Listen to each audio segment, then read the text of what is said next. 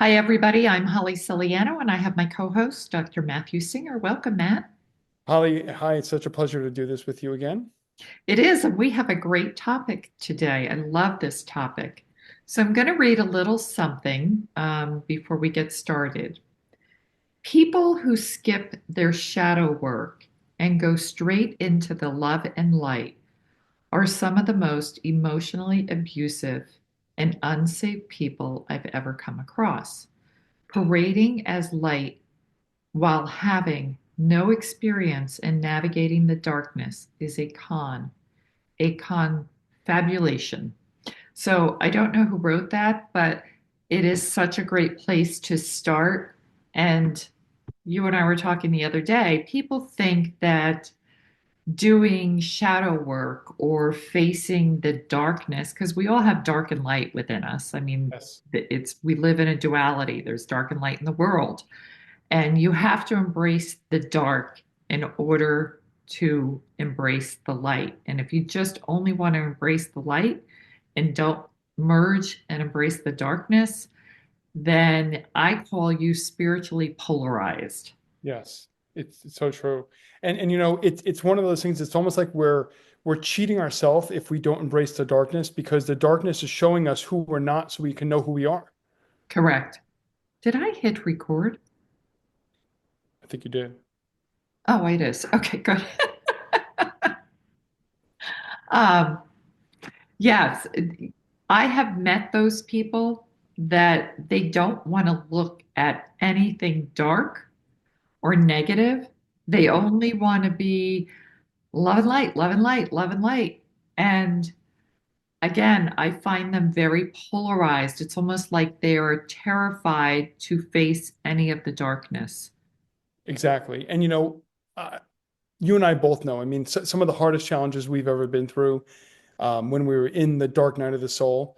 Mhm. It's not fun going through it. And there's always going to be ups and downs, peaks and valleys where we're always experiencing it to some degree.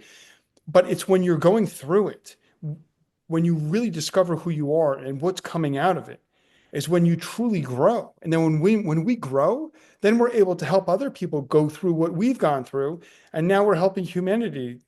So there's such a purpose to it. Yes. And yeah, and we can't run away from it, or we really don't grow. I have found in my deepest dives down into the darkness when you're going through a really, really difficult situation, when you're there, you have to, well, I can only relate to myself. I can't tell other people. But for me, when I'm in that place, it is so painful on every level of my being, mental, emotional, physical. The only way to muster the strength to come back up to the light is utilizing everything in me. And then it's almost like are propelled forward with going higher than you were the last time. Yes. And it's when we're in that point is where we really truly understand about surrendering. Because when I'm at that point for in my life, when I go through that, that's where when I finally say, fine, I surrender. I talk to my higher self, to my angels, and I say, I surrender. Just tell me what to do. Show me how to get through this. And all of a sudden, the ideas, the inspirations start coming through. The synchronicities start happening. The people start calling it in our lives. Um, it, it's just amazing how it works out. Yes. And that's what I do when I'm in that place and you get to that point where you can't feel anything other than just surrender. Yeah. I don't know how to think out of this. I don't know how to feel out of this. I just surrender and let go of my will and allow God's will. Yes. So for all of our listeners, obviously, there's different situations that people could be going through right now. They could experience a loss of a loved one, the loss of a pet. They could be experiencing a job that they lost or think that they lost. They could experience a financial issue. They could be experiencing a relationship that blew up in their face. A spouse cheats on them. A child is involved in drugs or there's so many different things that can cause us to get to that place. And it's when we start focusing on the circumstance instead of allowing our state of being to still be the master. Once the circumstance takes over, now that's how we enter the dark night of the soul. Because now the ego is saying, look at what's happening and let me make an opinion of myself based on what's happening. And it's not going to be a good opinion because I wasn't raised to look at everything in a way where I can understand why it's happening. So then that brings us into this place of despair, this place of feeling like a loser, judging ourselves, of comparing ourselves and making us feel like we're worthless. And then it just spirals down and down and down and down. And then the ego does everything it can to move away from pain and towards pleasure. So it'll say ridiculous things like, what's the use? It's better for me to just run away and avoid everything than to face this. Or I'll submerge myself into the positive and not understand why I'm going through this. When we do negative self-talk to ourselves and feel that we're worthless or beat ourselves up, it is a form of abuse. We are being abused mentally and emotionally by ourselves. And we need to recognize that and stop that and break that cycle because you really only want to love yourself. They're just experiences. Yeah, it's so true. And when we look at the experience, that really is where God is, because the experience is designed for us to choose what it means to us. Mhm. Nothing has any meaning until we assign it a meaning. So the experience occurs, then we get to decide what it means. One person could go through a divorce and say that it was the worst thing that's ever happened to them and their life is over and they never get over it. Another person says that was the best thing that ever happened to me. I'm a million times better than I ever was when I was with that person. Right? And it's all in how we define the circumstance. That's our power. Right. Well, again, you and I have talked about this before many, many, many times. There is nothing good or bad. It's how we define it, whatever that is. Yeah, it really is. It's so true. Right. So So, let's go back to embracing the darkness within because yes. I know that, people always shy away from that. They don't want to go there. They feel if you're doing that, that's like an evil. It's not a place you want to go into. Hmm. Yes. So the only reason why they think that is because that's the unknown. And they've only been told by other people, don't go into the darkness, stay in the light. But that's like saying, well, only eat one food for the rest of your life. You won't know what anything else is. You won't enjoy anything else. Only play one sport your entire life. Only play one instrument your whole life. Only read one book your whole life. Watch one episodes of Friends for the rest of your life. Mhm. You know, we're not going to have any understanding of contrast. So if we don't embrace the darkness, because remember, all of our listeners know by now that we create our reality. That means whatever the darkness is, I created it. I brought it into my life for a reason. When my innermost feeling is I don't like something, then I can only reflect it because the life that we're living is just a reflection from our internal self. So life is actually happening within me, and then what I'm seeing in my physical reality is a projection. Mhm. So if I'm seeing quote unquote the darkness, it's because that's inside me first. So if I'm now avoiding what's inside of me, I'm running away from something, but it's like I'm on a treadmill. I can run and run and run, but I'm not getting away from it because I created it. So I have to know the reason why I created it because my soul has a higher purpose than my ego does. And it's showing me something much more valuable than my ego could ever see. Right. And if you are always trying to avoid something, then it's going to keep showing up in your life Yes. until you embrace it. And what's interesting, if you break down the word avoid, it's a void. It's creating Right. a void in our life. Correct. And then someone's going to just feel unfulfilled. They're going to feel this void. So they have to fill the void with something. What are they going to fill it with? Drugs, food, sex, bad relationships, right? Um, Hmm. they're going to buy things and go into debt. So when they're avoiding things, they're creating a void, and that void has to be filled. But until they realize that they're the ones internally who are going to fill it, that's where life quickly feels like it has no more meaning. Right. Powerful, right? Very powerful.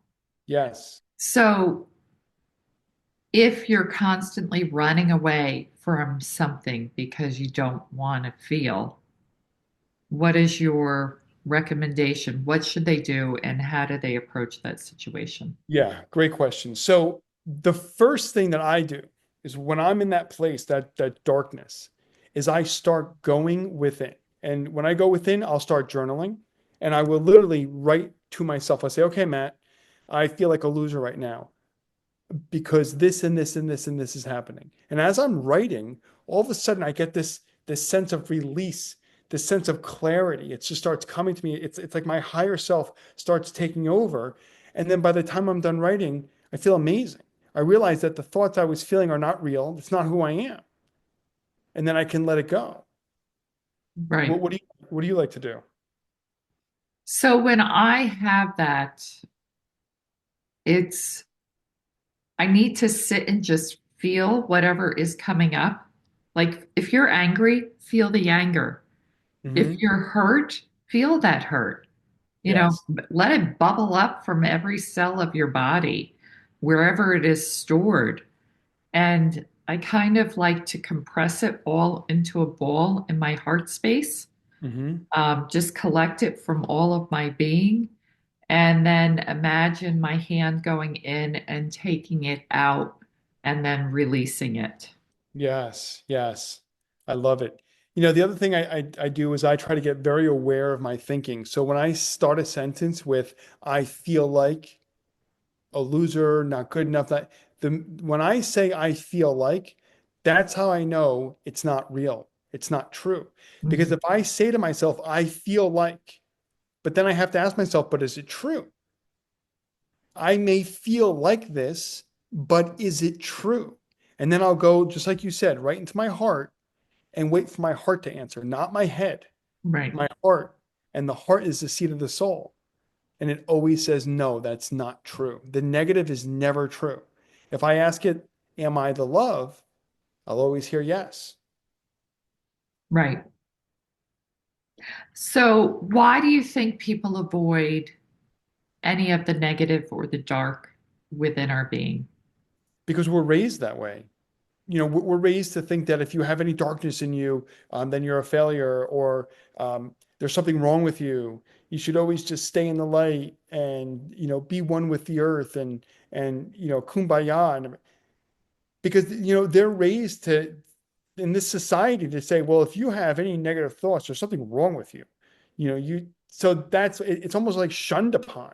Hmm. So that's why, people try to run away from it. And, I know people who, went on like 2 or 3 year spiritual journeys trying to run away from it. And they came back and they were still in the same place they were. Right. So, It's interesting. I have some very spiritual friends, and a lot of them, they only want to be that quote unquote love and light. mhm, Everything's love and light. yeah, And if you say anything negative, they can't deal with it. They just have to be love and light. And like I said, it makes them spiritually polarized because they yes, refuse to look at anything else. And I find on a spiritual path, we live in a world of duality. So we do have love and light, and we also have the negative and dark in us. mhm, So for me on my path, it's taking the two sides and merging them to one to live in a place of balance. yeah, You don't want to be so far over here because then you're not in touch with your true self or the world. And if you're too far over here, then you're living in a really dark, messy place. correct. So it's being in balance and recognizing the two that exist. There's a very famous quote of an Indian man talking to a young warrior and saying that, there's a wolf that lives inside of us. And I'm sure you're familiar with this, and I'm probably messing it up horribly, but it's whatever one you feed, whether it's the good you're going to feed or the dark you're going to feed, is the one that will control you. Yes. So, be careful what you're feeding. It's so true. And I love the way in conversation with God, it's written, in order for the soul to know itself as the light, it has to experience the darkness. Yes, that is true. Yeah. So unless And we, I have found, going through some pretty horrific experiences, that I truly got to know myself by going there.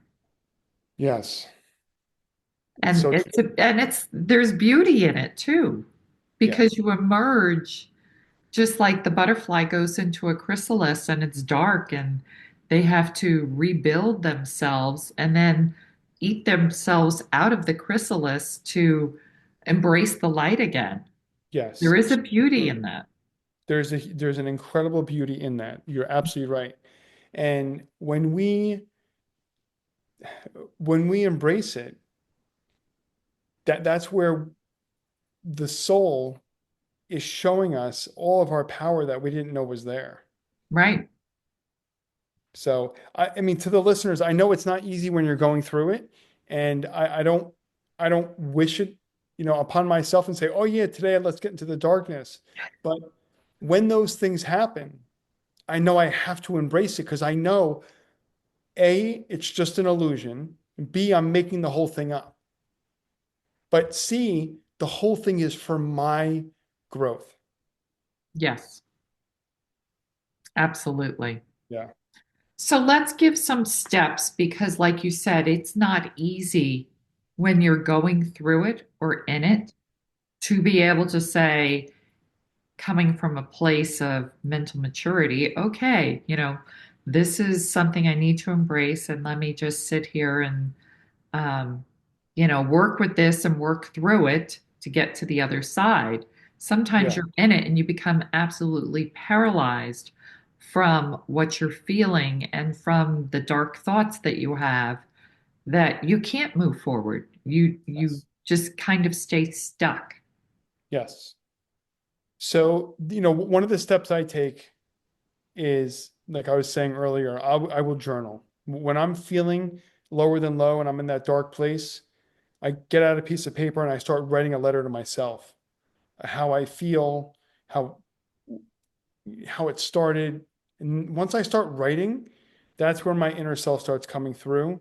And then it just keeps, it's like my hand just keeps writing and writing and writing. And as I'm writing, I literally feel it release. So that's the first step I take.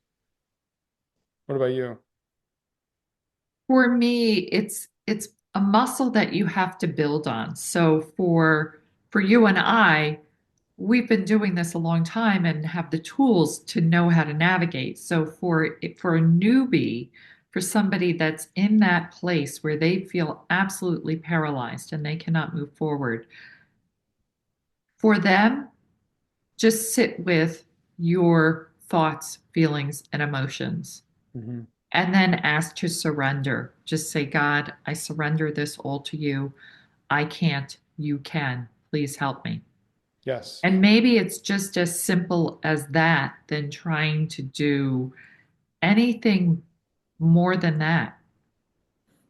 And, 100%. journaling is a very simple thing. If you can just be okay with what you're feeling and say, let me just sit here with paper and write down what I feel, like Hmm. just take something to shift the energy. Yes. The other thing I like to do also is I'll go into a meditation, and in my meditation, I will see the problem, the current problem. This is like a Jose Silva type of a method. I'll see the problem with the emotion that it's making me feel. And then it's like I'm watching a movie of that. Then I pause that movie and I move it to the left. And then I visualize myself creating a remedy The remedy could be watching myself do a meditation or watch myself journal, or speaking to one of my guides or my angels. And then that second screen allows me to feel the feeling as though, oh my gosh, I was just told what to do. I know it's going to get better. And then I pause that, then I go to the left one more time, and now I'm living the end result. So in my visualization, I'm seeing myself completely resolved of this darkness, this negative thinking, and I'm seeing myself living the end result, completely happy, overjoyed, unconditionally loving. So it's those three scene technique. I see the problem, offer a solution, and now you're living the end result. Those are the things I like to do also. Right. And there's nothing wrong with you to feel those negative thoughts. It's human nature. Yes, So just embrace it. It's part of the duality that we live in. correct. That's exactly right. And that's the yin and the yang duality that we were given. And especially during this time of humanity, when the consciousness is raising and energy is moving so quickly, we're going to experience the darkness to propel us into the light faster. And the more efficient we are when we're going through it, the faster we're going to get through it, and the more powerful the outcome's going to be on the other side. Yes. And Mhm. these are also karmic cycles that we go through. So you have to go through this karmic cycle of, a lot of times you have things from past lives that are brought forward into this lifetime to deal with. And it could be at a certain age, you start feeling or dealing with something because it happened in another lifetime at that Yes, same age and you never dealt with it. So correct. it's coming back up to the surface to be dealt with. You got that right. And especially now, because of, this whole shift in energy, I'm seeing a lot of old stuff in me come up where I haven't experienced that in over 20 years. And it's coming up. I'm seeing that in patients. They're going through stuff where they're telling me they haven't experienced this in 20 or 30 years. And it's all coming to the surface now to Hmm. be released, which is excellent. Right. Yeah. Because the earth right now, all the darkness that's been going on in the world that's been hidden, that nobody's been wanting to talk about or see, is coming to the surface and it's going to get worse before it gets better. So Yes. the only way to heal that is bring all of this stuff up so people can see it, understand it, heal it, release it, and then we don't repeat the same mistakes again. Yes. So true. Well, Yes. this was excellent, Holly. Is there any last words we have for our listeners? The last words are whatever you feel today in this moment. If you give yourself 24 hours, you will shift your energy. You'll have new insights. You'll feel better.